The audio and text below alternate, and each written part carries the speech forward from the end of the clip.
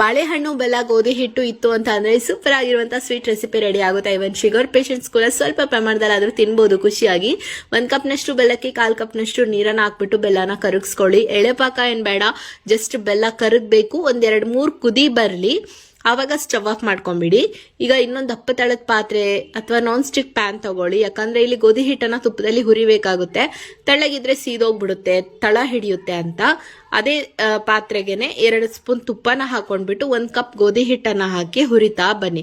ಆ ಗೋಧಿ ಹಿಟ್ಟಿನ ಹಸಿ ಸ್ಮೆಲ್ ಹೋಗ್ಬೇಕು. ಅದು ಸ್ವಲ್ಪ ರವ ತರ ಆಗ್ಬಿಡುತ್ತೆ. ಹುರಿತಾ ಹುರಿತಾ ಹುರಿತಾ ಕಲರ್ ಚೇಂಜ್ ಆಗುತ್ತೆ. ಈಗ ಇದಕ್ಕೆ 1 ಸ್ಪೂನ್ ತುಪ್ಪ ಹಾಕಿ 1/4 ಕಪ್ನಷ್ಟು ಬಾಂಬೆ ರವನ ಹಾಕೊಂಡ್ಬಿಟ್ಟು ಮಿಕ್ಸ್ ಮಾಡ್ತಾ ಬನ್ನಿ. ಇದು ಕೂಡ ರವನು ಚೆನ್ನಾಗಿ ಫ್ರೈ ಆಗಲಿ, ಕಲರ್ ಚೇಂಜ್ ಆಗುತ್ತೆ, ನಿಮಗೆ ಬ್ರೌನ್ ಕಲರ್ ಬರುತ್ತೆ. ಸೊ ಆವಾಗ 2 ಬಾಳೆಹಣ್ಣನ್ನ ಕಟ್ ಮಾಡ್ಕೊಂಡು, ಅದರಲ್ಲೂ ಪಚ್ಚಬಾಳೆಹಣ್ಣು ಚೆನ್ನಾಗಿ ಬರುತ್ತೆ ಟೇಸ್ಟು. ಇಲ್ಲಾಂದ್ರೆ ನಾರ್ಮಲೇ ತಗೊಳ್ಳಿ. ಮತ್ತೆ ಇದಕ್ಕೆ ನೀರು ಹಾಕದೇನೆ ಹಾಗೆ ಗ್ರೈಂಡ್ ಮಾಡಿ ಈ ಪೇಸ್ಟ್ ಅನ್ನ ಅದಕ್ಕೆ ಆಡ್ ಮಾಡ್ಕೊಳ್ಳಿ. ಈ ಕಡೆ ಬೆಲ್ಲ ಕಾಯಿಸಿಟ್ಟಿದ್ರಲ್ಲ, ಆ ಪಾಕನೂ ಕೂಡ ಸೇರಿಸ್ಕೊಂಡ್ಬಿಟ್ಟು ಎಲ್ಲವನ್ನು ಮಿಕ್ಸ್ ಮಾಡ್ತಾ ಬನ್ನಿ.